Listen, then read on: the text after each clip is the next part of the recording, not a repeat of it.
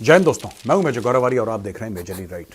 दोस्तों, आपको पता है हाल ही में इजराइल ने सीरिया के अंदर मिसाइल अटैक करा था, एयर स्ट्राइक करी थी और उस एयर स्ट्राइक में मरे थे कुछ ईरानियन जनरल।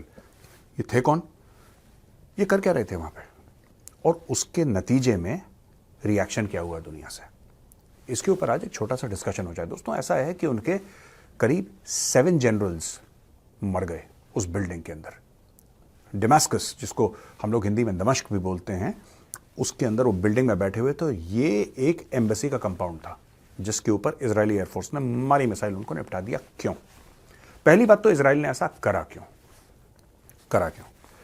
उसमें से जो एक जनरल था, एक जनरल जो सीनियर मोस्ट जनरल था, ईरानियन जनरल जो कि मरा, वो हिजबुल्ला जो कि एक टेररिस्ट ऑर्गेनाइजेशन है, आतंकवादी संगठन है, उसकी जो शूरा काउंसिल थी यानी कि टॉप डिसीजन मेकिंग बॉडी, उसका मेंबर था।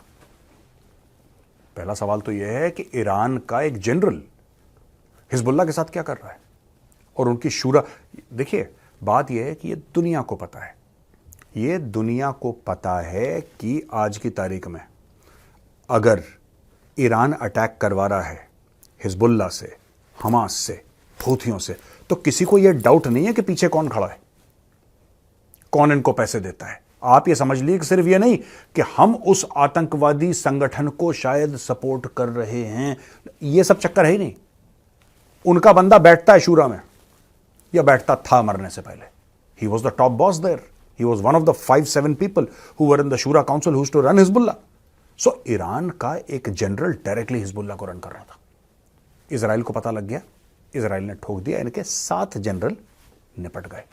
वो एम्बेसी का कंपाउंड शंपाउंड पूरा उड़ गया, उनको लगा सेफ है, इजराइल ने ठोक दिया। इजराइल ने ऐसा किया क्यों? पहले करा क्यों? इजराइल ने इसलिए किया ये सब क्योंकि इजराइल को ये पता है कि आप हिजबुल्ला और हमास को मारते रहिए, आप और 10 साल तक मारते रहिए, और पैदा होंगे ये, और पैदा होंगे, because there is a certain population that believes in this ideology, और वो पैदा होकर लड़ते रहेंगे। लेकिन अगर आपको रावण की नाभि में तीर मारना है तो वो नाभि के अंदर जो कलश है ना, दैट इज ईरान। आप जब तक ईरान को नहीं ठोकेंगे, आपको यहां पे रिजल्ट नहीं मिलेंगे, ये बात तय है। इसीलिए उन्होंने एक्शन लिया, और उनको यह भी पता था कि ये लोग खुद हिजबुल्ला को आर्म कर रहे हैं और खुद यहां पे बैठे हैं। भाई, जब आपको पता लग जाए आपका दुश्मन वहां पे है और आपका दुश्मन आपको अटैक करने वाला है, तो आप क्या करेंगे? ठोक देंगे। ठोक दिया उन्होंने।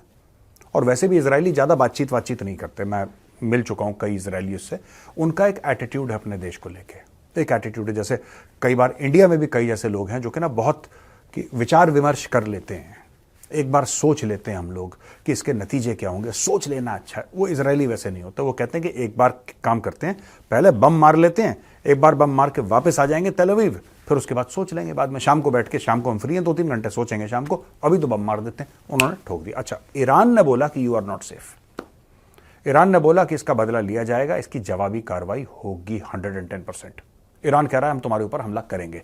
मामला हाथ से निकल रहा है दोस्तों, मामला हाथ से निकल रहा है। भारत की मिनिस्ट्री ऑफ एक्सटर्नल अफेयर्स ने भारतीय लोगों को जो कि ईरान में है या इजराइल में है, उनको सिर्फ एक बात बताई है कि बहुत संभल के वापस आ सकते हो, चुपचाप वापस आ जाओ, बहुत संभल के, यहां पे कांड होने वाला है।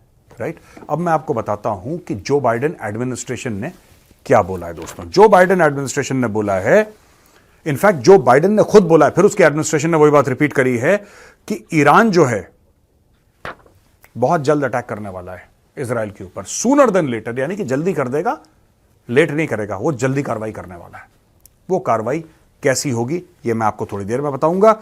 लेकिन यूएस ने अपनी फोर्सेस मिडिल ईस्ट में बढ़ा दी हैं पूरे इस एरिया में, और यूएसएस आइजनहावर जो उनका बहुत बड़ा 100,000 टन डिस्प्लेसमेंट का एयरक्राफ्ट कैरियर है, जिसके ऊपर करीब 90 एयरक्राफ्ट हैं, उन्होंने बिल्कुल इजराइल के सामने खड़ा कर दिया। पहले भी 1-2 एयरक्राफ्ट उनके वहीं पे झूल रहे हैं, एयरक्राफ्ट कैरियर्स वहां पे, और हजारों उनकी फौज है। अब मिसाइल का अटैक होता है तो ये लोग एक शील्ड प्रोवाइड करेंगे इजराइल को, और ये कांड होने वाला है दोस्तों। अच्छा, इसमें 2-3 चीजें हैं, let's talk both the sides. अगर ईरान अटैक करता है इजराइल के ऊपर, अगर ईरान अटैक करता है इजराइल के ऊपर, तो सारी की सारी जो सिंपैथी है आज की तारीख में जो पैलेस्टीनियंस के साथ है, वो सिंपैथी शिफ्ट हो जाएगी और वो सिंपैथी चली जाएगी इजराइल के पास। क्यों? ऐसा क्यों है? सिंपल सा फंडा है। आज लोग ये कह रहे हैं कि गाजा में जो बम गिर रहा है, बम ये तो देख के नहीं गिरता कि भैया कौन इनोसेंट है कौन गिल्टी है, वो तो गोली है। अगर आपने गोली ठोक दी किसी के तो आपको पता लगे साहब मैंने गोली मारी है इसको, ये आदमी था, मैंने इसको जानबूझ के गोली मारी है क्योंकि ये टेररिस्ट था। गोली तो एक बंदे को लगती है ना, एक बंदे को। जब आप बम फाड़ते हैं तो फिर बिल्डिंग की बिल्डिंग ले जाता है वो। तो इसीलिए इजराइल के ऊपर प्रेशर है। लेकिन इजराइल ने जो अटैक करा है जिसमें ईरानियन जनरल्स मरे हैं, पहली बात तो यह कि ईरान भी कह रहा है कि सिविलियंस नहीं थे, ये हमारे जनरल थे जो तुमने मार दिया साथ के साथ, ये हमारे जनरल थे। उसमें एक दो बड़े सीनियर थे, उसमें एक कुद्स फोर्स का भी हेड था जो कि फॉरेन अफेयर्स इनके डील करती है और ये सब। पहली बात तो यह कि ये फौज टू फौज की स्ट्राइक थी। फौज की स्ट्राइक तो वो हमास वाली भी थी। वैसे हमास वाले भी गवर्नमेंट रन करते हैं तो एक किस्म के वो भी they are terrorist but they are soldiers. But ये फॉर्मल एक कंट्री के साथ फॉर्मल ऐसा अटैक हो गया। पहली बात तो ये डिफरेंस है बहुत बड़ा। दूसरा जो बड़ा अहम डिफरेंस है दोस्तों कि ये है कि ये जो बंदा इजराइल कह रहा है, इजराइल जो कह रहा है कि ये बंदा जो मारा गया इसमें जो सीनियर मोस्ट जनरल है वो हिजबुल्लाह की शूरा काउंसिल में था, और इसके प्रूफ इजरायलियों ने सबको दे दिए। इजरायली कहते हैं कि आप लोग हमसे कह रहे हैं कि हम इनको मारते हैं, हम बॉम्ब करते हैं, ये है कौन ये बंदा, ये है कौन जिसको हमने मारा है? अब पूछो ईरान से। इजराइल कह रहा है ईरान से पूछो यार, तुम हमारे ऊपर उंगली उठाते हो, ये पूछो कि ये कर क्या रहा था हिजबुल्लाह के साथ, इसका क्या मैटर है हिजबुल्लाह के साथ, ये क्यों बैठे थे वहां पे, ये क्या कर रहे थे? ये सब बातें इजराइल कर रहा है। अब दुनिया के पास इसका आंसर नहीं है। कल तक जो लोग इजराइल को कह रहे थे कि तुम सीज फायर करो, रुको रुको रुको, मत लड़ो, लोग मर रहे हैं मत, वही आज चुपचाप बैठ गए कि यार एक मिनट जरा सुन लेते हैं कि इजराइल क्या कह रहा है यार, 1 मिनट सुन लेते हैं, बाद में कह देंगे सीज फायर, पहले सुन लेते हैं। जब उन्होंने सुना तो इजराइल ने बोला कि ये जो बंदा है इसको हमने मारा है, ये तो जनरल है, राइट? इतने जनरल पहली बार दमिश्क में कर कह रहे हैं, पहले ये बताइए। दूसरी चीज, ये बंदा है जो मारा है, इसका ये नाम है, ये इसकी फोटोग्राफ है, और ये हिजबुल्लाह जो कि यूएन मैंडेटेड एक टेरर ऑर्गेनाइजेशन है, उसके अंदर उसकी शूरा काउंसिल का मेंबर है। वो क्या कर रहा है यहां पे? हमने तो दुश्मन देखा, हमने ठोक दिया। अब 2 सूरतें हैं ईरान के सामने दोस्तों, साफ सीधी बात है, लेट्स बी वेरी क्लियर। 2 सूरतें हैं। पहली चीज, ईरान अपनी फौज को बोले कि तुम अटैक करो। अगर ईरान अपनी फौज को कहती है तुम अटैक करो, यानी कि ईरान की जो आर्मी है उसको कहती है, या इस्लामिक रेवोल्यूशनरी गार्ड कोर है IRGC, उसको कहती है तुम इजराइल के ऊपर अटैक करो, जिसकी चांसेस बहुत कम है, बाय द वे बहुत कम है उसकी चांसेस, वेरी वेरी लेस। तो दोस्तों अगर ये अटैक कर देता है ईरान इजराइल के ऊपर, तो इजराइल की हो गई बल्ले बल्ले हो गई। अगर इनकी आर्मी अटैक करती है, इजराइल की हो गई party. Israel will, as they say in English, pop the champagne. क्योंकि इजराइल को पता है कि अगर ईरानी फौज इजराइल को अटैक करती है तो ईरानी फौज को दौड़ा के, लेटा के, भगा के मारेंगे इजरायली। ये बात है, ईरानी फौज नहीं लड़ सकती स्टेट ऑफ इजराइल से। अब ये ईरान भी बड़ा स्मार्ट है। ईरान क्या कर रहा है? ईरान सिंपल सा एक काम कर रहा है। ईरान कह रहा है कि बॉस कुछ नहीं, हमने फिर तुम्हारे ऊपर वही अटैक करवाना है, तुम्हारे एम्बेसीज के ऊपर अलग अलग जगह वही अटैक करवाना है जो हमने 7 अक्टूबर में करवाया था तुम्हारे ऊपर, यानी कि आतंकवादियों का इस्तेमाल करके।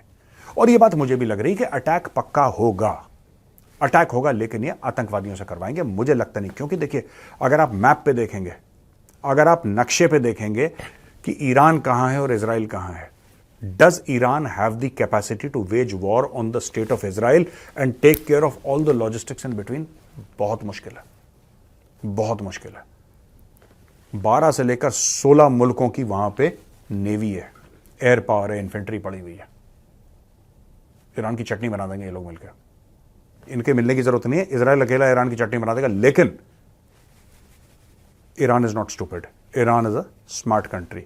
दे will use terrorists to attack Israel.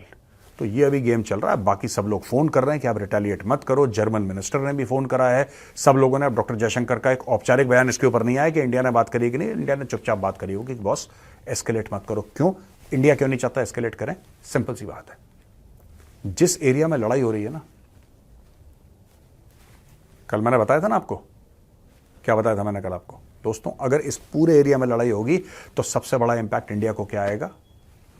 India middle east Europe economic corridor, iMac पे ग्रहण लग जाएगा और भारत को सबसे ज्यादा परेशानी इसकी है। अगर आईमैक ना होता, भारत कहता लड़ो यार सानू की, ये मैटर है। मैंने सोचा आपको समझा दूं दोस्तों कि होने वाला है, हफ्ता 10 दिन के अंदर ये गेम होगा, पक्का होगा, जैसे कि नजर आ रहा है। और यही बात जो बाइडेन ने भी बोली है कि ईरान हमला करेगा। कैसे करेगा? औपचारिक रूप से, फॉर्मल रूप से, using its army is one option, using terrorist is another option. मुझे ऐसा लगता है कि it will use terrorism because Iran has always use terrorism as a instrument of foreign policy. ये इनका स्टैंडर्ड है ईरान का। ईरान करता ही ऐसे है, ठीक है। पाकिस्तान में ठुस ठुस कर देगा, लेकिन when it comes to Israel it's not going to risk it.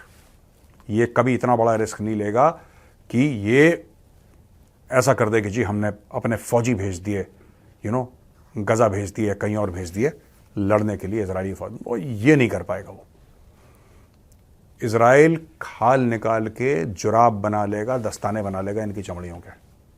Israeli बहुत खूंखार है दोस्तों, वेरी डेंजरस। मारने पे आएंगे ना तो दौड़ा दौड़ा के मारेंगे इनको।